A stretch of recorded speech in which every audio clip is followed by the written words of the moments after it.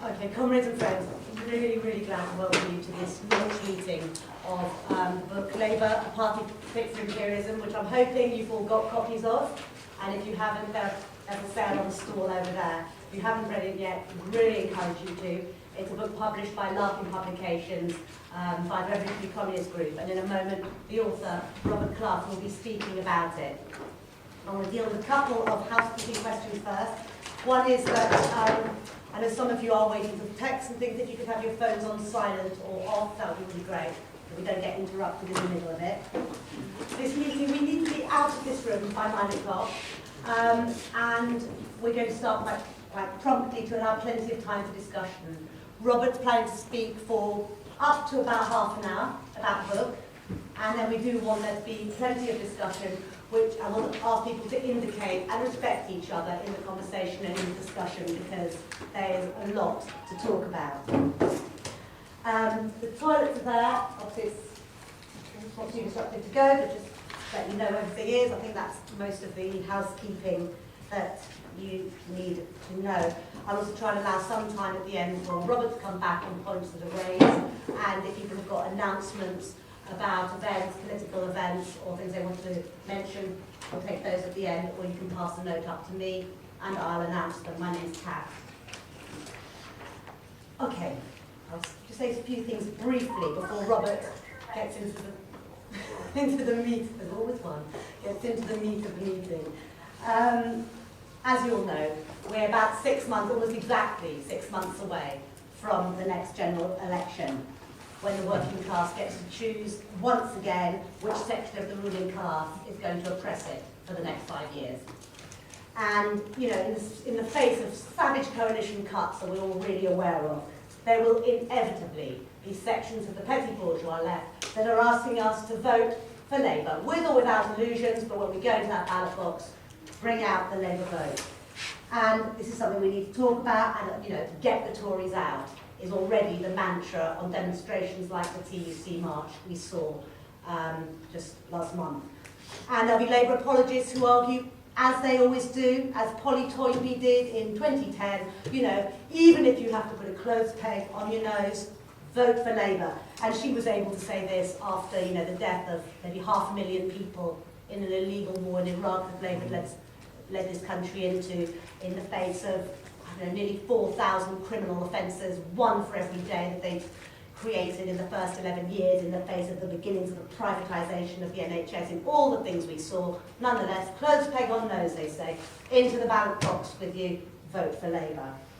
And of course, we're not saying that, and that Robert won't be saying that, and those of us who are involved on the ground in day-to-day campaigning for social justice are all too aware that it is Labour councils who are the executors of the policies of the coalition. And it is they who've shown contempt for the working class, racism, appalling policies of social cleansing in housing in Newham, where we've been involved with the E15 campaign, in Southwark, where we're campaigning over issues of housing. We know what the Labour Party is when it gets even a little bit of power in council.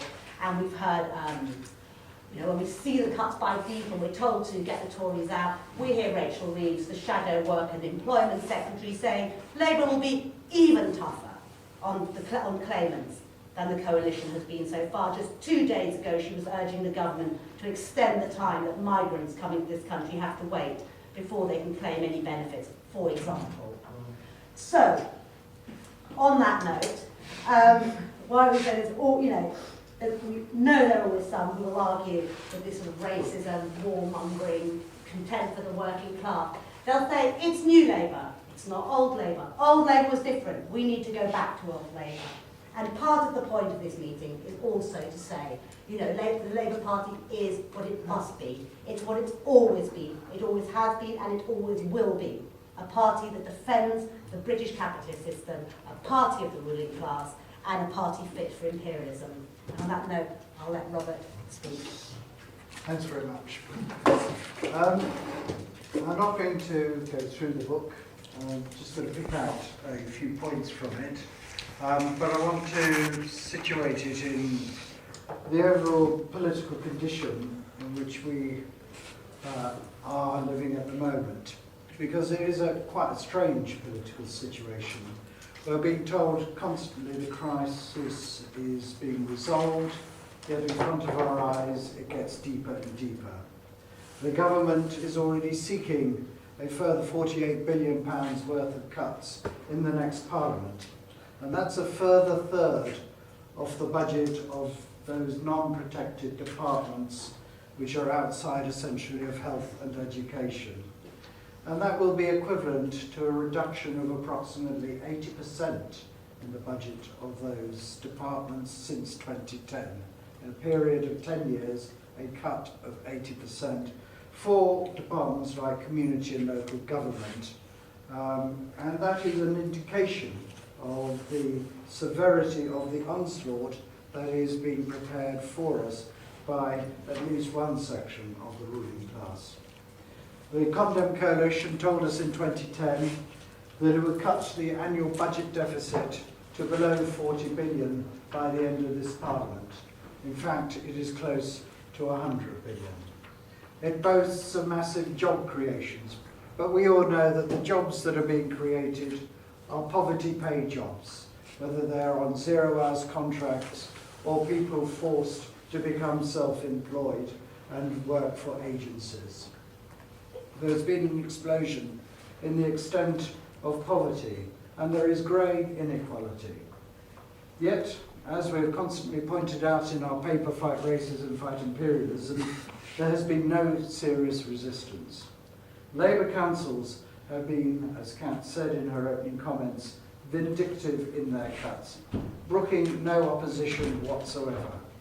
Not that the trade unions have been particularly willing to offer any such resistance as they cower in the face of the anti-trade union laws.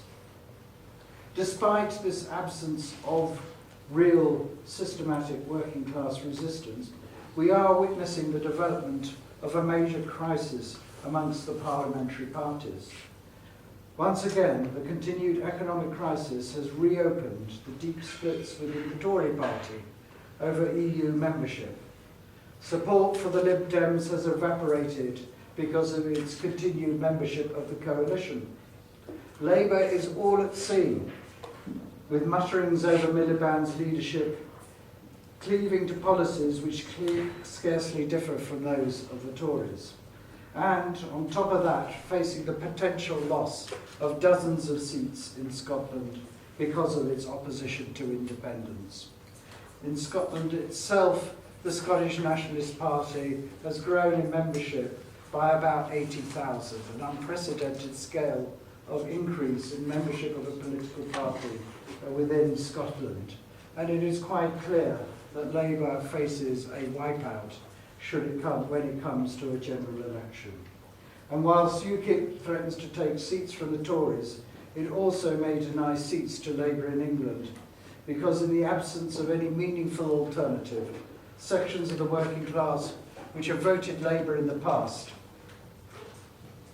have been seduced, may be seduced by UKIP's anti-immigrant, anti-EU rhetoric.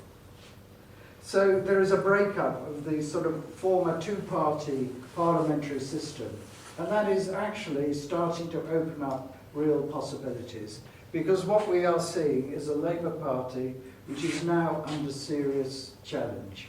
And those who support the Labour Party are facing increasing difficulties in justifying a vote for them in the coming general election. When I say it's under serious challenge, it is because large sections of the working class are indicating by their attitude towards Labour councils in particular that their vote for Labour is no longer a given. We saw the first steps in that, in my view, in the Scottish independence referendum, because what was played out there was a statement of opposition to austerity. The issue was indeed independence, but underneath that was clearly an opportunity to reject the austerity policies, not just of the Westminster government, but of the Labour Party itself. When we read or hear about the need to vote for Labour, and we will be hearing very much more of this in the coming period, we do need to remember just what the Labour Party has been responsible for over the last few years. Labour councils up and down the country have axed tens of thousands of jobs. We are now approaching the 5th year of local council cuts. And whereas in the first year or two, the Labour councils were able to argue that they were cutting out bureaucracy rather than services, that was small comfort, obviously, for those who lost their jobs in 2010, 2011, and so on. Now it is services which are really being axed, whether they are social services, services for the elderly, children's services. These are the services now that are under threat in the next round of local council cuts. Coupled with that is a policy that it is held in support of the coalition in relation to foreign policy. Foreign policy, the Labour Party has proved over the last 5 years that it is every bit as aggressive as the Condom coalition. We only have to remember its support for the onslaught on Libya, its support for the neo-fascist government in Ukraine, its continued support for sanctions against Russia.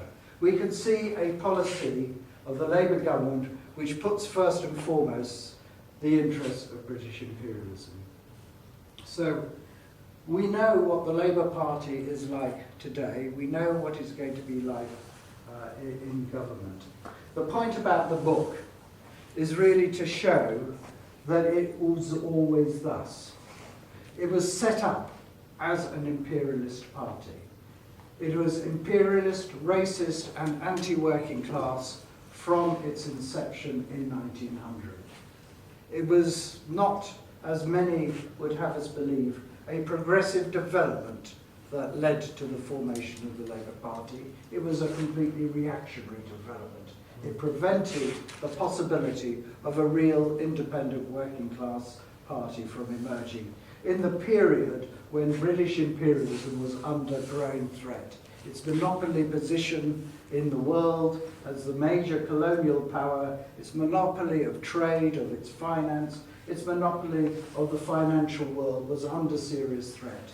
And with that threat came a threat to the conditions of a small stratum of the working class, what was popularly known at the time as a Labour aristocracy. And that Labour aristocracy was determined both to protect the interests of British imperialism and to protect its own interests. And it understood that the two were closely entwined. That led to the formation of a racist, anti-working class and imperialist party.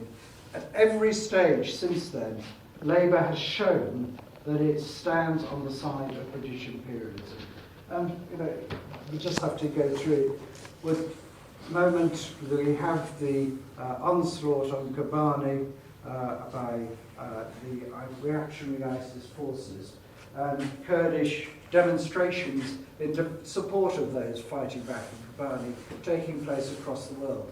The first Labour government in 1924 sent the RAF to bomb Kurdish villages because they were fighting back against the puppet regime that existed in Iraq at that time. And it wasn't just ordinary bombs it used, they were gas bombs. We were later told, or people were told at the time, that warning leaflets were dropped in advance to allow the villagers to vacate the villages which were going to be bombed later on. But of course, that assumed that they were able to read the leaflets that were dropped. And many actually died as a result of those gas attacks. So from 1924, you move on to 1929, and the key issue in 1929 and the 1928-31 Labour government was India.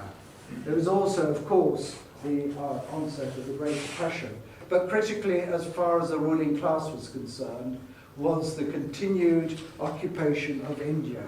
And there was an insurrection in India which started in 1928. The Labour government made sure that the working class leadership, the potential working class leadership of that insurrection was taken out at the first opportunity.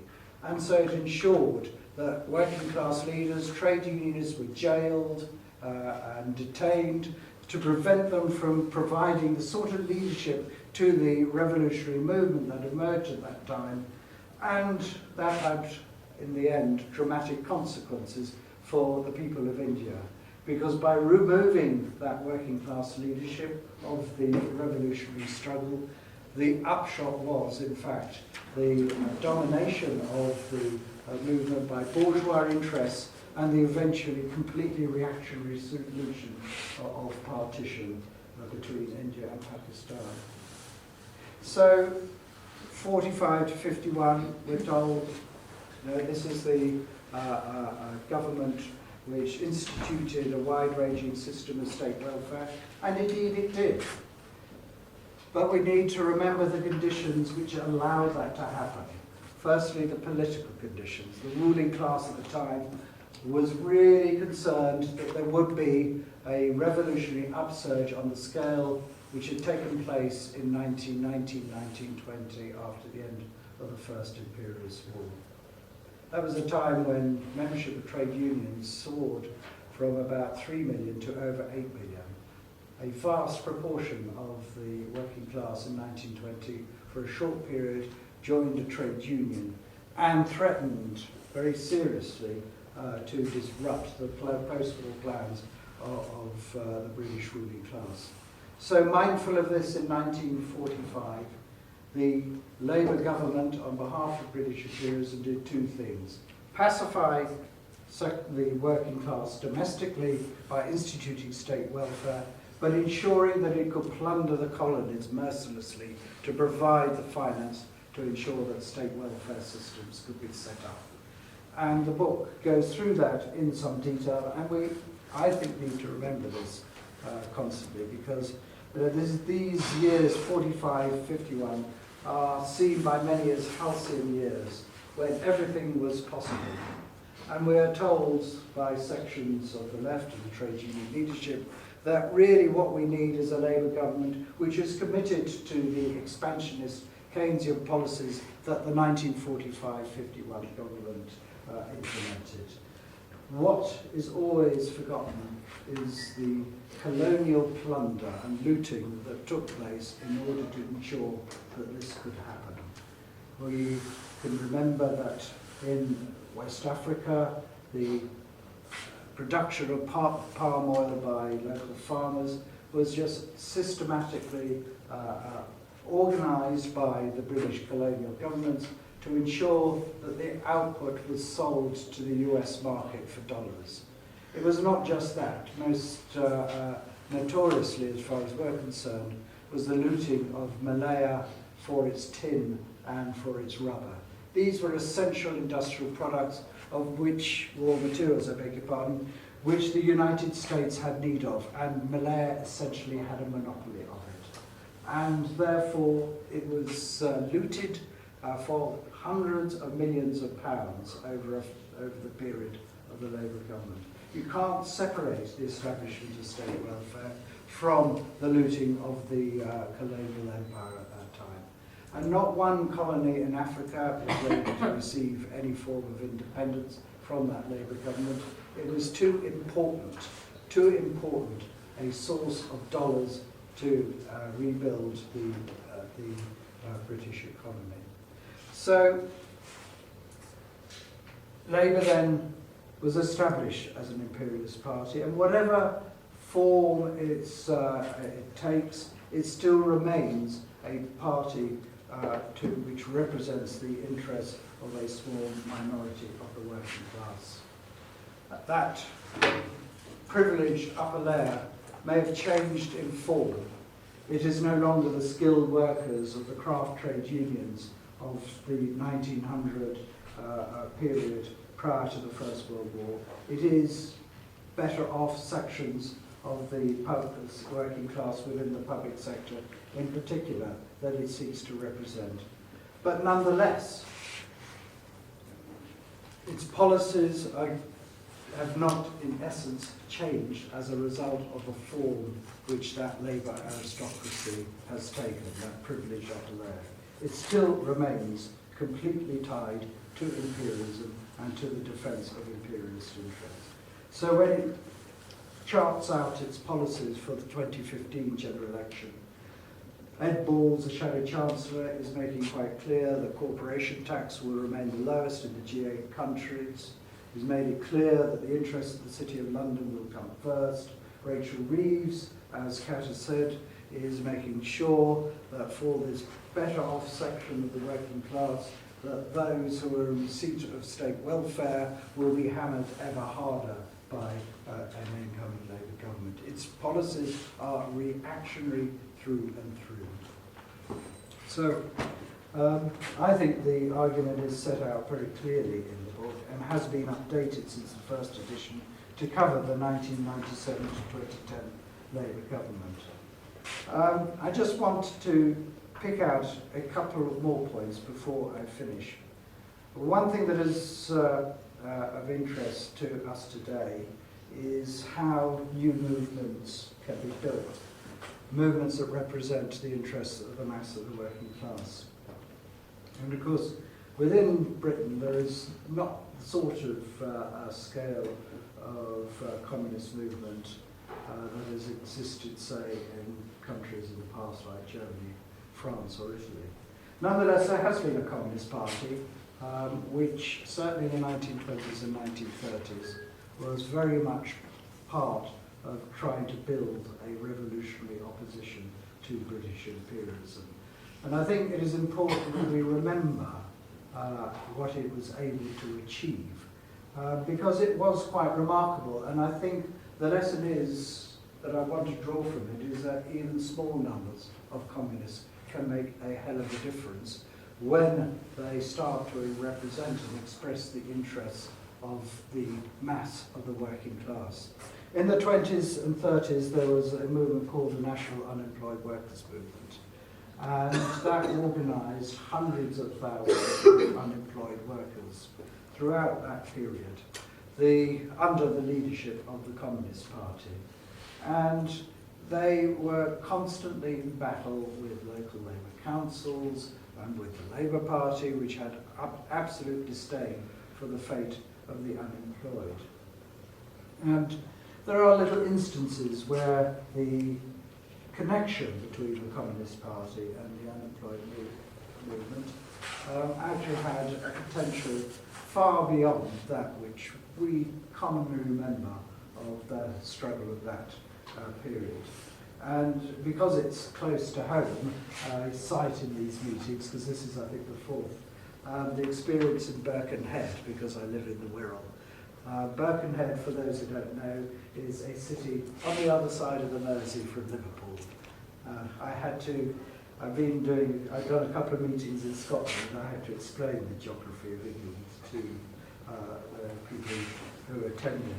And in September 1932, the Public Assistance Committee in Birkenhead cut outdoor relief by 30%. Now, at that time, they had cut eligibility successive governments to unemployment benefit, the time for which you could receive it, and that meant that after, I think at that time, 12 months of unemployment benefit, it finished, and you were thrown onto public relief, which is organised through the Public Assistance Committee, and it was akin to destitution. Anyway, the Birkenhead Public Assistance Committee decided it would cut the outdoor relief by 30%. There was a massive protest against that. The police were sent in, and for 4 days there were continuous battles between the police and the Birkenhead working class, with the police invading, smashing up working class areas, breaking into working class houses, beating up women and children. For 4 days those pitched battles continued, and culminated in a demonstration of 20,000 workers to the Public Assistance Committee offices, at which point they decided they would have to back down and restore the cut. The significant thing about this is that the leaders were two communists, Joe Rawlings and Leo McGree. Both of them were to serve 2 years in prison as a result of the leadership role they played within that struggle. And that is, I think, some indication as to the role that the communists, a small number of communists, could play in a movement of the mass of the working class. The Communist Party at that time was actually quite a tiny force. There was only about 1,500 members. Yet it had an influence quite disproportionate to its size because it expressed the interests of the mass of the working class and was quite able, quite willing to stand up to the state and challenge it when it needed to in defence of the working class.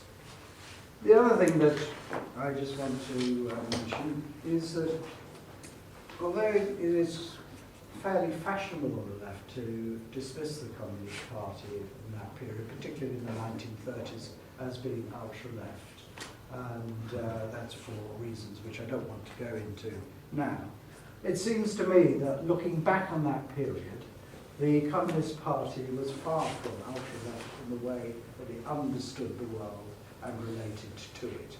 Its little comment, which is quoted right at the end, where it has produced a pamphlet and looked at the 1924 Labour government.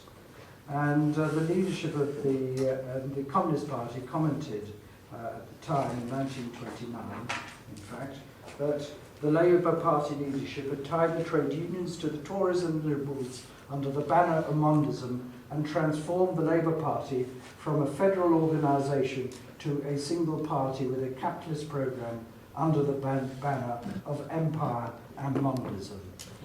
And actually you can see much the same process taking place today. It is precisely the support for austerity that the Labour Party offers that gives the credibility to the Condon Coalition's attack on the mass of the working class. But I want to just finish off on a comment or an extract from a pamphlet that was written in 1932 by one of the leading theoreticians of the Communist Party at the time, Palm Dutt. And it's in a pamphlet called Crisis, Tariffs and War. And it's very interesting because it just summarises actually what is happening today.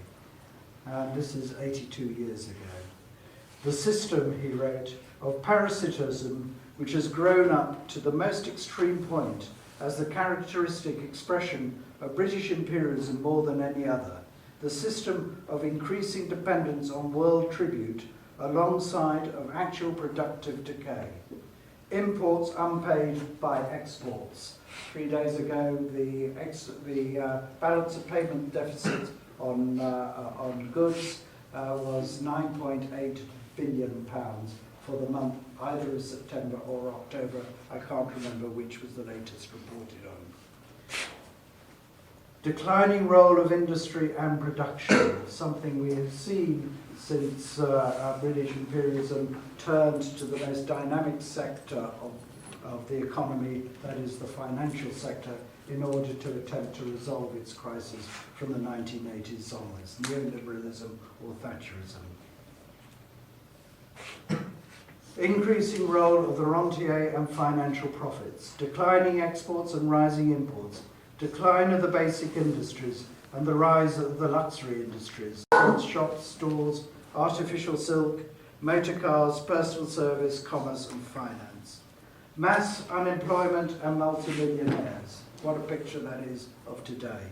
Falling real wages and rising super tax incomes. This is 1932. Just see how the same form of crisis exists today. This has been, every year, more and more the picture of modern capitalist Britain, a picture of rotten capitalist decay. And indeed, we are facing a system of rotten capitalist decay. And this book, its purpose in publishing it now is to say we cannot resolve the problems that face the working class through a reliance on the Labour Party. Far from it. They are part and parcel of the problems that face the working class. This says There is no point in supporting Labour. Indeed, not only is there no point in supporting Labour, but actually we have to build a movement against Labour if we are to start to represent the interests of the mass of the working class. And that is what communists have to do, it seems to me, at this point in time. We have to start to help create, to build a movement which can break with Labour, which can challenge it. And we find, I think, in conclusion, that at this point in time, to find anybody who can seriously advocate a vote for Labour, we have to ask in what world do they live. There is going to be no difference between a Labour government or a Labour-led coalition in 2050 than from a Conservative or Tory government. Thank you.